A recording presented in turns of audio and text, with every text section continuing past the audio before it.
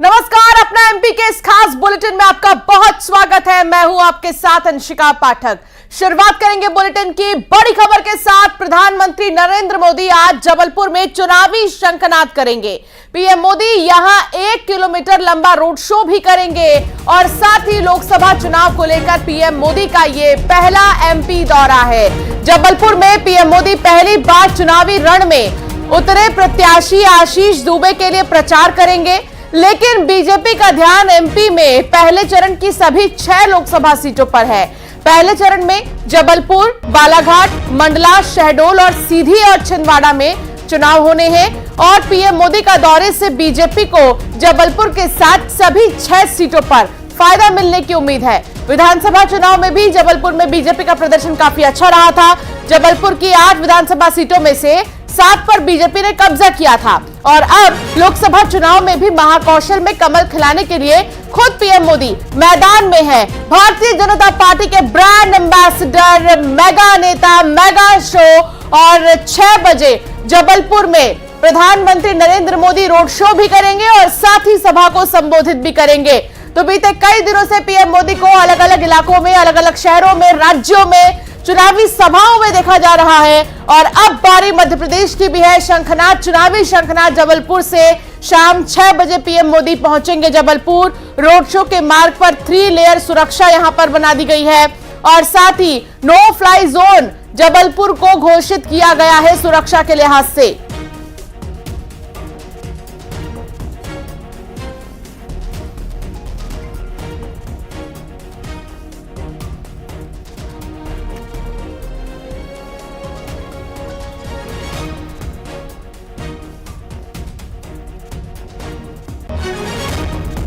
प्रधानमंत्री नरेंद्र मोदी आज जबलपुर पहुंच रहे हैं। लोकसभा चुनाव 2024 के प्रचार का आगाज जबलपुर से हो रहा है। 19 अप्रैल में पहले चरण का मतदान होना है, जिसको लेकर प्रधानमंत्री नरेंद्र मोदी आज जबलपुर में रोड शो करेंगे। इस वक्त हम मौजूद हैं कटंगा तिराहे पे, जहां से ये रोड शो शुरू होगा और तकरीबन 1 किलोमीटर स्ट्रेट ये पूरा रूट बना हुआ है, जहां पर प्रधानमंत्री नरेंद्र मोदी रोड शो करेंगे। यहां से पूरा देख सकते हैं आपके बैरिकेडिंग कर दी गई है और इस रोड को 1 बजे के बाद टोटली बंद कर दिया जाएगा। सुरक्षा एजेंसियां यहां तैनात हैं। 3000 से ज्यादा सुरक्षा जवान तैनात किए गए हैं। हाई राइज बिल्डिंग्स पर कमांडो तैनात हो जाएंगे और इसके साथ ही जबलपुर के इस पूरे एरिया को नो फ्लाई जोन घोषित किया गया है, यानी सुरक्षा का बेहद कड़ा पहरा है। हमारे साथ विधायक अशोक रोहानी मौजूद हैं, उनसे जानेंगे कितना उत्साह है और इस आगमन को लेकर क्या कहना चाहेंगे। विधायक जी, आज प्रधानमंत्री आ रहे हैं, रोड शो करेंगे, क्या कहना चाहेंगे, कितना महत्वपूर्ण है उनका ये दौरा? जबलपुर के लिए आज गौरव और हर्ष का विषय है। इतिहास में दर्ज होने वाला दिन है आज का दिन। हमारे यशस्वी प्रधानमंत्री माननीय नरेंद्र मोदी जी रोड शो के माध्यम से चुनाव प्रचार की शुरुआत कटंगा क्रॉसिंग से कर रहे हैं और हम सब संस्कारधानी वासी उनके स्वागत के लिए पलक पांव बिछाड़े लोग यहाँ पर रहेंगे। हजारों लाखों की संख्या में यहाँ लोग उनके स्वागत के लिए आतुर हैं। व्यवस्था की दृष्टि से पूरी टीम यहाँ पर पूरे भारतीय जनता पार्टी का नेतृत्व और कार्यकर्ता यहाँ उत्साहित हैं। जनता में बहुत उत्साह है कि संस्कारधानी में नजदीक से हम अपने नेता को देख पाएंगे और स्वागत कर पाएंगे। पीएम की पहली बार रोड शो कर रहे हैं जबलपुर में। अगर बात की जाए, अभी तक सिर्फ सभाएं होती रही हैं, तो इस रोड शो के लिए किस तरह की तैयारी बीजेपी की तरफ से की गई? निश्चित रूप से आप देख रहे हैं कि इस स्थान को जिस तरीके से भव्य बनाया गया है और तैयारियां लगातार चल रही हैं और लगभग पूर्णता की ओर है। सभी नेतृत्व ने मिलकर बहुत व्यवस्थित तरीके से उनका भव्य रोड शो हो, उसके लिए पूरी तैयारियां पूर्ण कर ली हैं और यह स्थान वास्तव में एक इतिहास का दिन आज होगा जबलपुर के लिए, संस्कारधानी के लिए, महाकौशल के लिए।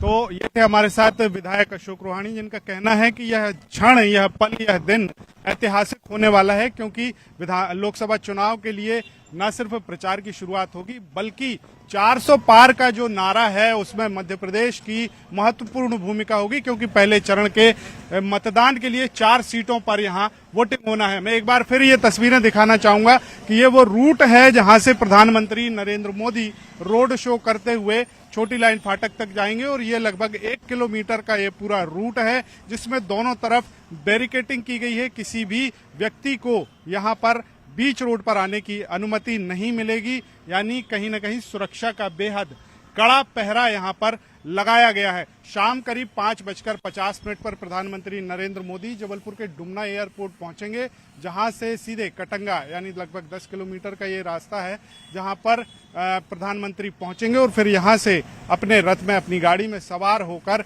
जनता के बीच जाएंगे और वोट की अपील करेंगे। जबलपुर से आशीष दुबे को लोकसभा का प्रत्याशी बनाया गया है और उनके लिए यह प्रचार करने के लिए मोदी जी जबलपुर पहुंच रहे हैं। साथ ही जबलपुर लोकसभा के साथ साथ 4 महत्वपूर्ण सीटें जो हैं शहडोल, मंडला, जबलपुर और आसपास की जो भी सीटें उस पर इसका बेहद गंभीर प्रभाव पड़ेगा और जो 400 पार का नारा लेकर बीजेपी आगे बढ़ रही है उसको पूरा करने के लिए यह सारी कवायद की जा रही है।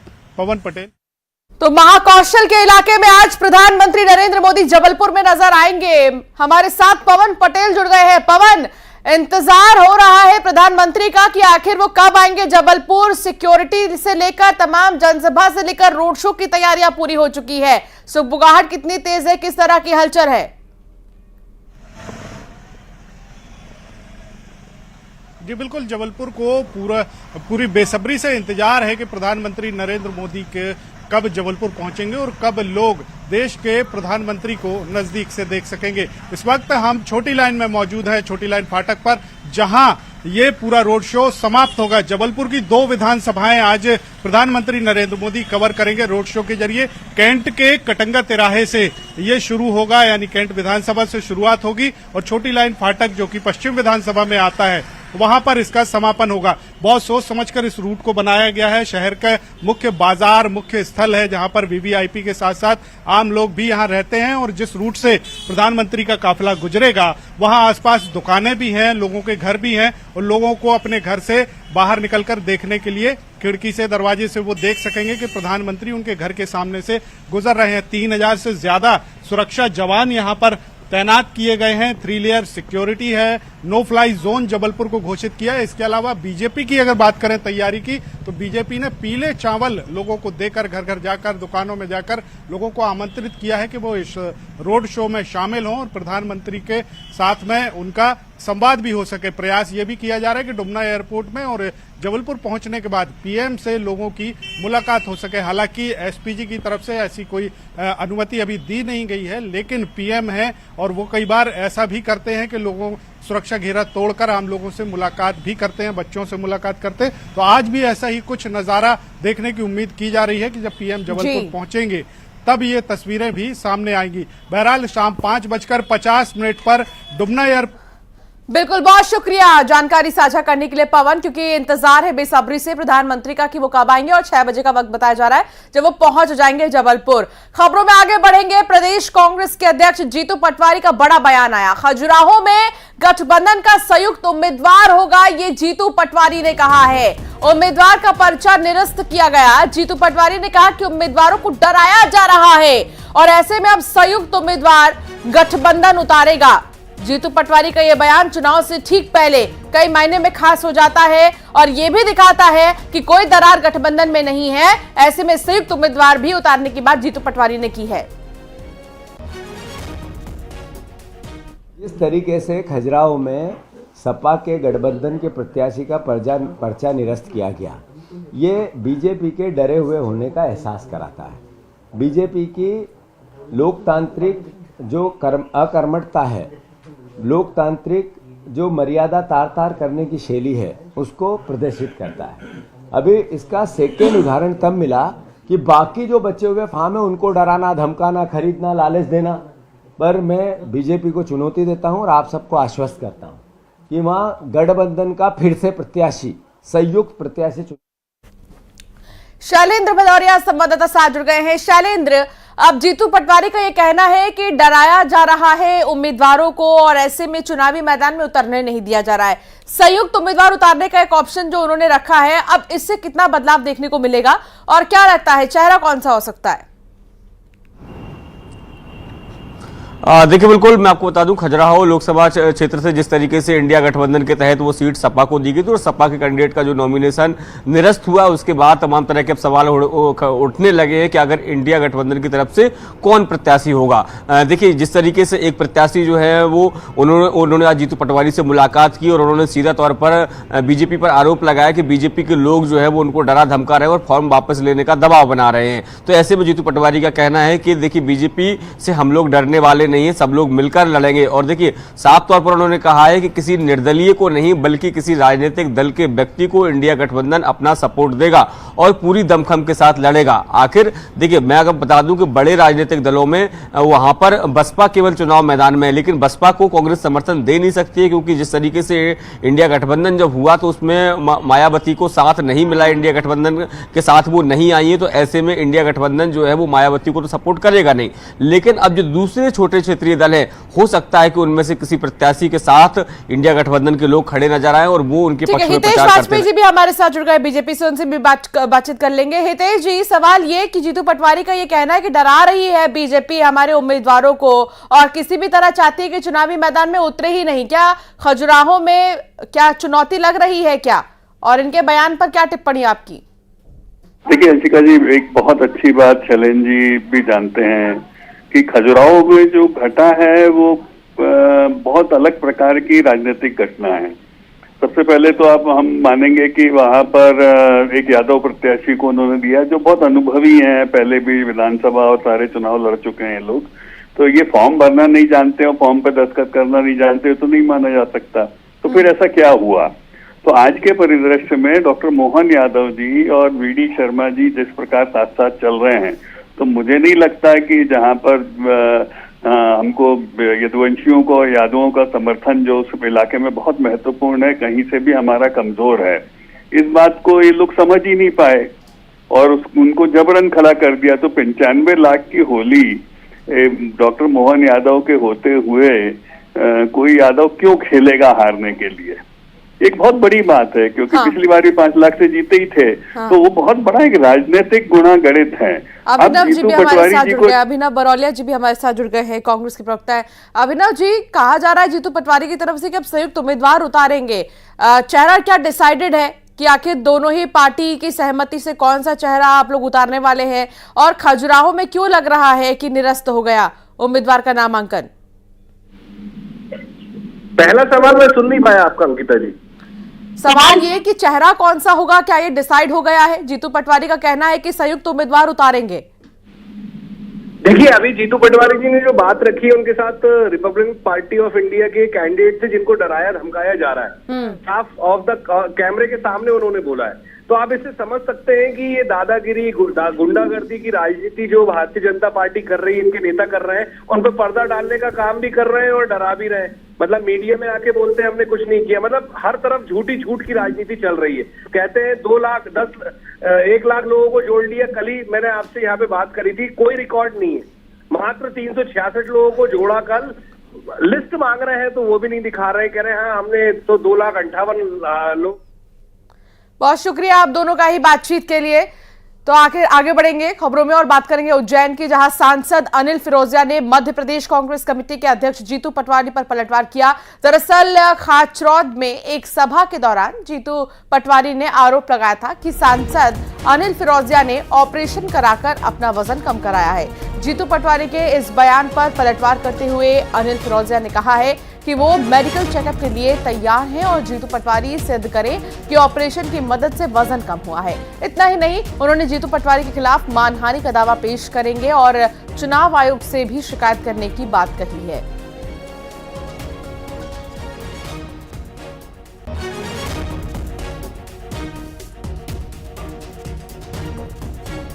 एक झूठ और बोला है कि मैंने वजन कम करा तो ऑपरेशन कराया। मैं इनको चुनौती देता हूं कि ये सिद्ध करें कि मैंने ऑपरेशन कराया, नहीं तो ये मेरा मेडिकल चेकअप कराए। मैं इनको मानहानि का दावा भी करूंगा और चुनाव आयोग से भी शिकायत करने जा रहा हूं कि इनके प्रतिबंधात्मक कार्रवाई करना चाहिए। जो भ्रामक जानकारियां दे रहे हैं इनके पास बताने के लिए कुछ नहीं है।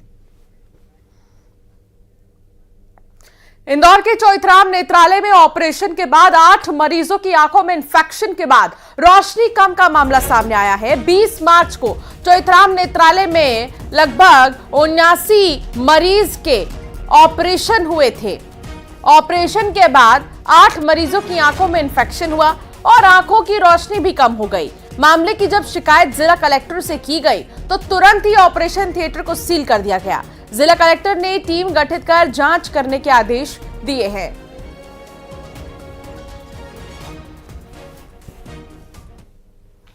जो कैंप लगा था उसके बाद में जब उनकी रिकवरी हो रही थी तो इस प्रकार की सूचना प्राप्त हुई थी। हमारी तरफ से जो हमारे डॉक्टर्स हैं उनको भी उसमें भेजा गया था। कारण तो पता नहीं चल पाया कि किस तरीके से किस वजह से ये चीज़ हुई थी। हालांकि चौइथराम में जो पहले के कैंप्स हैं, बड़े बड़े कैंप्स काफ़ी सक्सेसफुल रहे हैं। निश्चित रूप से कोई इस प्रकार की गलती दोबारा ना हो और अगर कुछ ऐसा हुआ है तो उसके कारणों की पड़ताल भी हो जाए। इस हेतु टीम को निर्देशित किया गया है। फिलहाल उनका जो ऑपरेशन के बाद की चीज़ें होती हैं और सुधारात्मक सर्जरी होती है उस पर भी डॉक्टर्स काम कर रहे हैं। और इंदौर के चौइथराम हॉस्पिटल मामले में जीतू पटवारी का बयान आया। चौइथराम हॉस्पिटल में लोगों की आंखें फोड़ दी गईं। जीतू पटवारी ने कहा कि बड़वानी में भी मोतियाबिंद के ऑपरेशन में कई लोगों की आंखें चली गई थी। बीजेपी के राज में लोगों की आंखें फूट सकती हैं।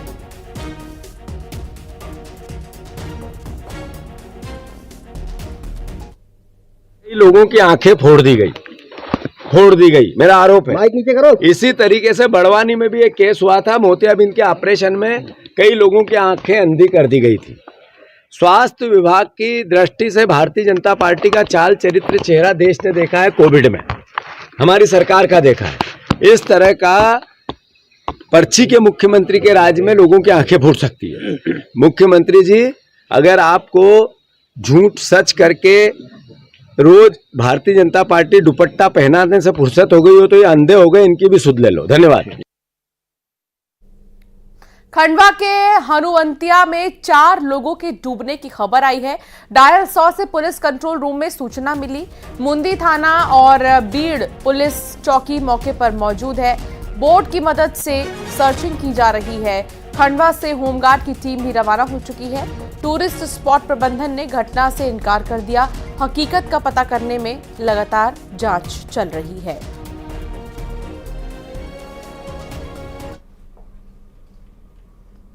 आरजीपीवी में भ्रष्टाचार के मामले को लेकर एबीवीपी के कार्यकर्ता सीएम हाउस के बाहर पहुंच गए और प्रदर्शन करने लग गए। एबीवीपी के कार्यकर्ताओं ने मामले में आरोपी बनाए गए तत्कालीन कुलपति और रजिस्ट्रार की गिरफ्तारी की मांग की है। आपको बता दें कि मामला दर्ज हुए 1 महीने होने के बाद भी आरोपियों की गिरफ्तारी नहीं हो पाई है।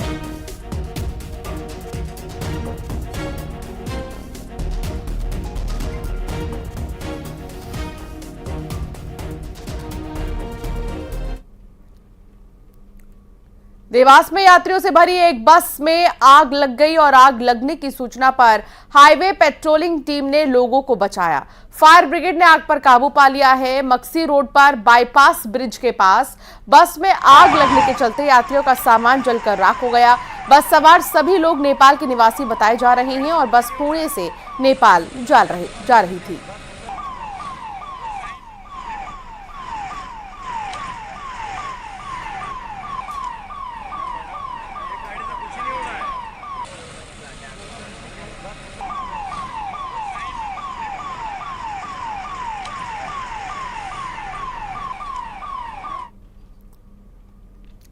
ग्वालियर में न्यूज 18 की खबर का बड़ा असर हुआ है। सेक्सुअल हैरेसमेंट के आरोपी तहसीलदार शत्रुघ्न सिंह चौहान को हटा दिया गया है। कलेक्टर रुचिका चौहान ने उन्हें सिटी सेंटर तहसील से हटाकर कलेक्टर कार्यालय में अटैच किया है।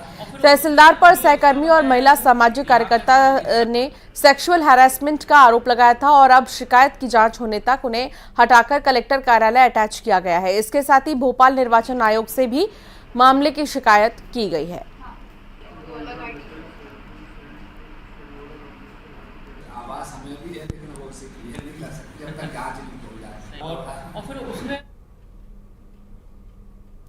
इंदौर में नाबालिग के साथ बर्बरता का एक वीडियो वायरल हो रहा है। वायरल वीडियो शंकर बाग का बताया जा रहा है, जिसमें कि एक युवक नाबालिग को बेरहमी से पीट रहा है। न्यूज़ 18 इस वायरल वीडियो की पुष्टि नहीं कर रहा। फिलहाल पुलिस वायरल वीडियो की जांच में जुटी हुई है।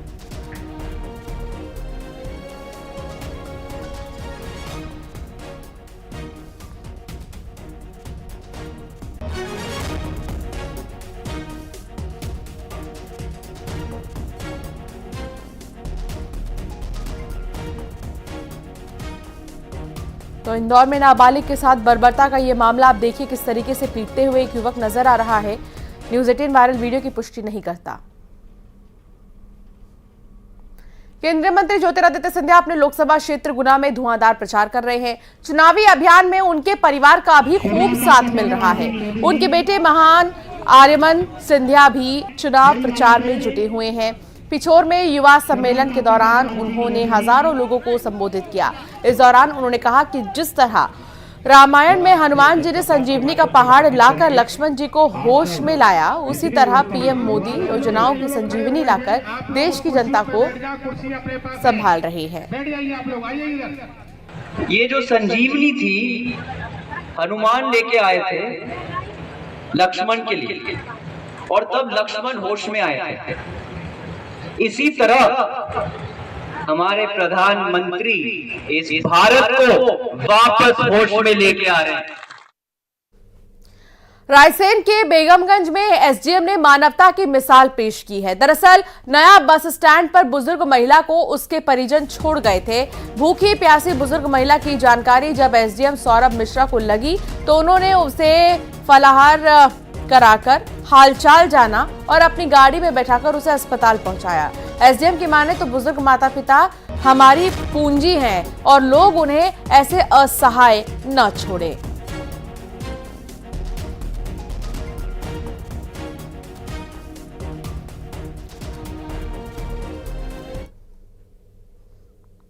और चलिए अब एक नजर टॉप 20 खबरों पर।